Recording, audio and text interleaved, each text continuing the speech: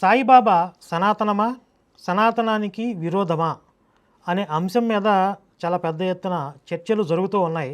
మొన్నటి వరకు సామవేదం గారు కూడా సాయిబాబాని ఆరాధించారు, ఆయన గురించి గొప్పగా చెప్పారు, వారిని కూడా వాళ్ళ పబ్లిసిటీలో భాగంగా వాడుకున్నారన్నమాట. కానీ ఈ విషయాల మీద ఆయన కొండ బద్దలు కొట్టినట్లుగా అవేవీ కావు అని చెప్పి నిర్మోహమాటంగా ఆయన ఖండించారు విస్పష్టంగా. ఆ పూర్తి వీడియో మన ఛానల్లో ఉంది. అయితే ఈ సాయి భక్తుల్లో మరి గత జన్మలో రోహిల్లా అయినటువంటి సదరు ఆ వ్యక్తి ఏమంటాడంటే, సామవేదం గారిని మేము బెదిరించామంట, మేము బెదిరించి ఆ వీడియో రికార్డ్ చేసాం, అందుకే ఆయన గతంలో సాయిబాబా గురించి గొప్పగా చెప్పినవి ఉన్నాయి, ఇప్పుడు వ్యతిరేకంగా చెప్తున్నారు అంటే పక్కనే ఉండి వీళ్ళు గన్ను పెట్టుకుని పాయింట్ బ్లాంక్ రేంజ్లో గన్ను పెట్టి సాయిబాబా గురించి ఆ విధంగా చెప్పించారు అన్నట్లుగా వీళ్ళు మాట్లాడుతూ ఉన్నారు. అయితే ఇక్కడ ఈ సాయి భక్తులకి నా ఛాలెంజ్ ఏంటంటే, ఒకవేళ సామవేదం గురువు గారిని ఎవరైనా బెదిరిస్తే భయపడే వ్యక్తి అయితే మీరు కూడా వెళ్ళి బెదిరించండి.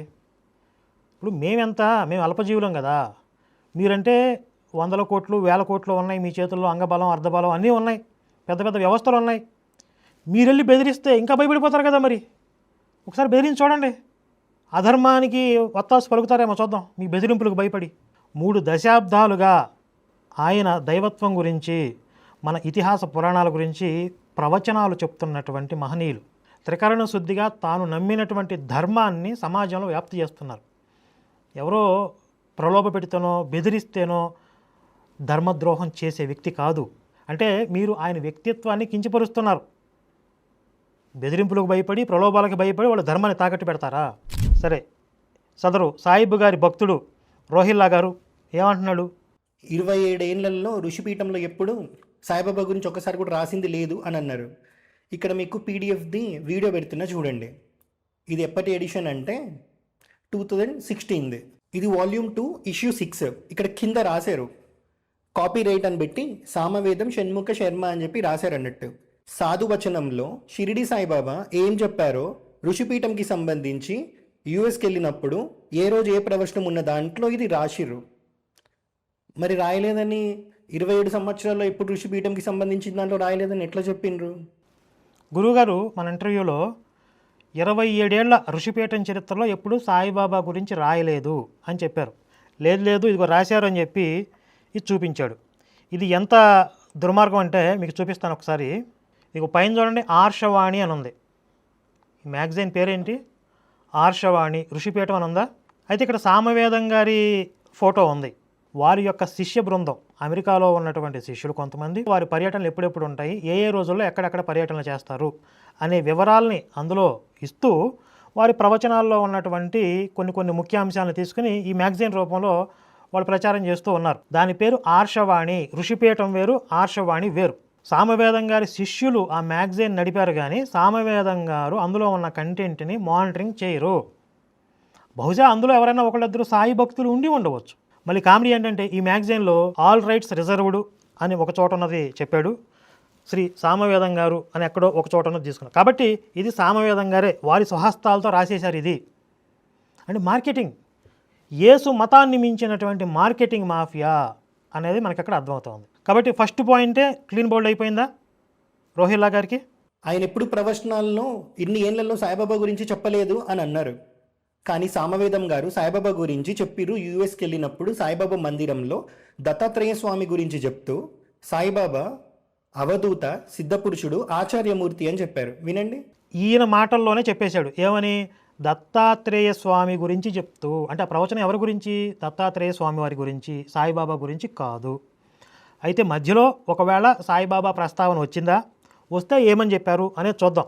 వేదాంత ధర్మానికి ఆయన ప్రతీక అంటే స్టార్టింగ్ కట్ చేశాడు. ఎందుకు? చెప్తున్నది ఎవరి గురించి?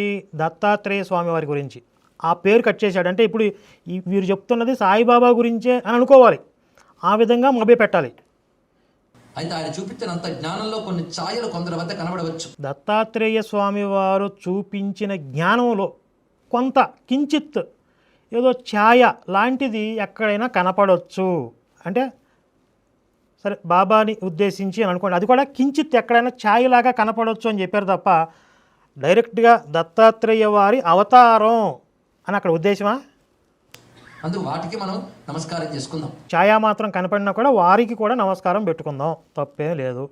ఇలా మనకి ఆ దత్త పరంపరని గౌరవించేటువంటి భవ్యమైన ఈ భారతదేశంలో మహారాష్ట్ర ప్రాంతంలో మనం షిరిడి సాయిబాబా గారు అవధూత సిద్ధపురుషులు, ఆచార్యమూర్తి. ఆ గురు పరంపరలో ఆయన మనం కూడా గురువుగా భావన చేస్తున్నాం. సద్గురు సమర్థ అని అంటున్నాం. ఏమంటున్నారు? అవధూత సిద్ధపురుషులు ఆచార్యులు అని మనం భావన చేస్తున్నాం. సమర్థ సద్గురు అనే పేరుతో పిలుస్తున్నాం. అంటే వారిని కూడా అక్కడ కలుపుకున్నారు. అక్కడ ఎదురుగా ఉన్న వాళ్ళందరూ ఆ భావనతో ఉన్నారు కాబట్టి వారి భావనని తీసుకుని మనం ఆ విధంగా భావిస్తున్నాం అని చెప్పారు. ఎందుకు? తర్వాత వాళ్ళకు ఉపదేశం చెప్పాలి, మీరు ఈ విధంగా భావిస్తున్నారు కదా, కానీ వాస్తవంగా అసలు ఏమిటి, విషయం ఏమిటి, చేయవలసింది ఏమిటి అని చెప్పడానికి ముందు లీడ్ తీసుకున్నారు. మీరు ఈ విధంగా భావిస్తున్నారు కదా, మీరు అంటే బాగోదు కాబట్టి మనం ఈ విధంగా భావన చేస్తున్నాం కదా అని. సమర్థ సద్గురు ఈ రెండు కూడా గురువుకి సంబంధించిన గొప్ప లక్షణాలు. సమర్థుడు అంటే మనల్ని అజ్ఞానం నుంచి బయట పెట్టడంలో సమర్థుడు. సద్గురువు ఇందాక చెప్పినట్టు సద్విషయమని బోధించే గురువు సద్గురువు. ఇప్పుడు ఈ రెండు లక్షణాలు సాయిబాబాకు ఉన్నట్లు ఆయన చెప్పట్లా, ఈ రెండు పదాలకి అర్థం చెప్పారు ఆయన. సమర్థుడు అంటే ఎవరు, సద్గురువు అంటే ఎవరు, ఈ లక్షణాలు సాయిబాబాకు ఉన్నట్లు ఆయన చెప్పలా. అక్కడ మీరు పాయింట్ టు పాయింట్ చూడాలి. అది గురువు ఎంత దయామయుడో అంత కఠినుడు కూడా. కాఠిన్యం కూడా దయ్యేనండి. అందుకు అలాంటి వారి చరిత్ర ఏమిటి, వాళ్ళ ఆదర్శం ఏమిటో పరిశీలించాలి. వేసుకున్నారు ఇక్కడ. ఏమన్నారు? వాళ్ళ చరిత్ర ఏమిటో చదవండి అంటున్నారు. ఫస్ట్ మీరు సమర్థుడు సద్గురువు అని చెప్పి పేర్లు పెట్టి పిలిచేయటం కాదు, ప్రచారం చేయటం కాదు. నాకు అలాగే అర్థమవుతుంది, మీరు కూడా జాగ్రత్తగా వినండి. కానీ మనం అటువైపు సద్గురు సమర్థ అని చెప్తూ వారి చరిత్రని పరిశీలిస్తున్నామా? పరిశీలిస్తున్నారా? అసలు ఆయన ఎవరు, ఆయన ఏమనేవాడు? ఇదే విషయాన్ని మన ఇంటర్వ్యూలో కూడా చెప్పారు. ఆయన చరిత్ర ఏంటో తెలుసుకోండి ఫస్ట్. ఓ మహాపురుషుడు సమాధి చెందితే అదొక గౌరవ స్థానం కానీ మనం చూస్తాం సన్నిధానం. కానీ అదేవిధంగా చరిత్ర కూడా మనం పరిశీలించాలి కదా. మరి ఏ విధమైన చరిత్ర ఉంది, ఎటువంటిది ఉంది, సంప్రదాయం ఏమిటి కూడా తెలుసుకోగలగాలి. వారి ఆదర్శాన్ని గమనిస్తున్నామా? ఎవరికి వారు ప్రశ్నించుకోండి. అది ప్రశ్నించుకోండి. మీరు సమర్థుడు సద్గురు అని పేర్లు పెట్టి పిలిచేస్తున్నారు, ప్రచారం చేసేస్తున్నారు, కానీ ప్రశ్నించుకోండి. ఆయన చరిత్ర ఏంటో, ఆయన చరిత్ర ఏంటో తెలుసుకోండి అన్నారు. అంటే దాని మీనింగ్ ఏంటి? నేను వారి నుంచి ఏం గమనించుకోవాలో అది చెప్తున్నాం. ఏం గమనిస్తున్నారు మీరు? సాయిబాబా దగ్గర ఆయన సచ్చరిత్ర చదివితే మీరు ఏం గమనించారు? అంతేగాని వాళ్ళ నైవేద్యం పెట్టే వాళ్ళ ఆరతి ఇచ్చాం, మాకు అనుగ్రహం కలిగింది, నేను వద్దని చెప్పట్లేదు. కానీ అదే అంటే ఈ మార్కెటింగ్ చేస్తున్నారు. మా కోరికలు తీరిపోయాయి, అనుగ్రహం దొరికింది, పిలిస్తే పలికాడు. ఈ విధమైన మార్కెటింగ్ పబ్లిసిటీ చేయటం కాదు, వాస్తవాలను గ్రహించండి, చరిత్ర తెలుసుకోండి అని చెప్తున్నారు. అదే గురువు దగ్గర నుంచి మనం నేర్చుకోవాల్సింది. వారి చరిత్రలో 2-3 ఘట్టాలు చెప్పి నేను ముగిస్తాను. ఒకటి, ప్రధానంగా వారు ఒక విషయంలో విష్ణు సహస్రం గొప్పతనం చెప్తారు వారు. దీన్ని బట్టి వారు మన పరంపరను ఎంత గౌరవించారో గ్రహించండి. ఇక్కడ మర్మం గ్రహించండి. ఇక్కడ మన పరంపరని వారు ఎంత గౌరవించారు అంటే, ఆయన మన పరంపరకి చెందినవాడు కాదు, ముస్లిం అయినప్పటికీ, ఆయన ఒక ముస్లిం అయినప్పటికీ మన పరంపరని గౌరవించారు అని కదా దాని అర్థం. సాధు పురుషులు సత్పురుషులు మహాత్ములు ఏం చేస్తారంటే చెడు గురించి పబ్లిక్లో 10 మందిలో చెప్పరు, మంచి గురించి చెప్తారు. అది వారి లక్షణం. కాబట్టి సాయిబాబాలో ఆయనకి కనిపించినటువంటి కించిత్ మంచి లక్షణాన్ని అది చెప్తున్నారు. రెండవది, గురువు దగ్గరికి ఎలా వెళ్ళి ఆశ్రయించాలో చెప్తారు. అది తెలిస్తే గురువు శిష్యుడు ఏ విధంగా ఉండాలో చూపిస్తారు. అంత చక్కగా చెప్తారంటే, తద్విద్ధి ప్రణిపాతేన పరిపృష్టేన సేవయ ఉపదేక్షంతి జ్ఞానం జ్ఞాన తత్వదర్శన అని గీతలో శ్లోకాన్ని సాయిబాబా గారు ఉదాహరించారు. పరిశీలించండి మీరు ఆయన చరిత్రలో. విన్నారు కదా, సాయిబాబా సచ్చరిత్రలో నుంచి కొన్ని ఘట్టాలు చెప్తా అని చెప్పారు, కావాలంటే మీరు పరిశీలించండి అని కూడా అన్నారు. ఆ కొన్ని ఘట్టాలు ఏంటి? విష్ణు సహస్రనామం గురించి, భగవద్గీత గురించి. ఈ రెండే. అంటే మీరు సాయిబాబాని ఒకవేళ గురువుగా భావించినా కూడా విష్ణు సహస్రనామం చదువుకోండి, భగవద్గీత చదువుకోండి. సాయిబాబా కూడా అదే చెప్పాడు. అంటే వాళ్ళని ఏదో ఒక విధంగా మన సనాతన ధర్మం వైపుకి తిప్పాలి. సరే, వాళ్ళు సాయిబాబాని గురువుగా నమ్ముతున్నారు కదా, మీ గురువు కూడా ఇదే చెప్పాడు. కాబట్టి వాళ్ళని ధర్మం వైపుకి తిప్పటంలో భాగంగా వాళ్ళ భావనలోకి వెళ్ళి ధర్మంలోకి లాగే ప్రయత్నం చేశారు.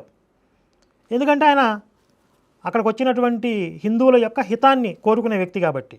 మీరు ఏదో ఒక వక్ర మార్గాన్ని పట్టుకున్నారు, అధర్మాన్ని నమ్ముతున్నారు, నాశనం అయితే అయిపోండి అని అనుకోవాలి ఆయన. సాయిబాబా అవధూత అన్నారు. నిన్న ఇంటర్వ్యూలోనేమో వాళ్ళు పెట్టిన థంబ్నెయిల్స్లో ప్రతి పిచ్చోడు అవధూత కాదని పెట్టుకున్నారు. మీరు చెప్పినందుకే కదా. మరి మీరు ఇక్కడ అవధూత అని ఎందుకు చెప్పారు?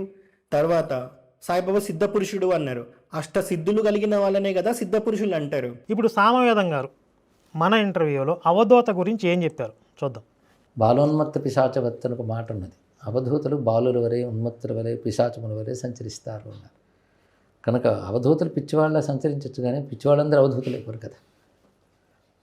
అది చాలా ప్రధానమైనటువంటిది. కనుక మనం తెలుసుకోవాల్సింది, ఒక అవధూత పిచ్చివాడుగా ఉన్నా మనం పోల్చలేకపోతే మనకేం ప్రమాదం లేదు. అవధూత ఏమనుకోడు. కనుక పిచ్చివాడిని అవధూత చేసేస్తే అది మాత్రం ప్రమాదం. క్లియర్గా ఆన్సర్ వచ్చేసిందా? ఒకవేళ సాయిబాబా అవధూత అనుకోండి, ఆయన్ని మనం అవధూతగా గుర్తించకపోయినా ఆయన ఏమనుకోడు. దానివల్ల వచ్చే ప్రమాదం ఏమీ లేదు. ఎందుకంటే మనం అర్చించడానికి, ఆరాధించడానికి, పరిశీలించడానికి, పరిశోధన చేయడానికి మనకి వేద సాహిత్యం ఉంది, ఉపనిషత్తులు ఉన్నాయి, పురాణాలు ఉన్నాయి, అనేక దేవతా స్వరూపాలు ఉన్నాయి.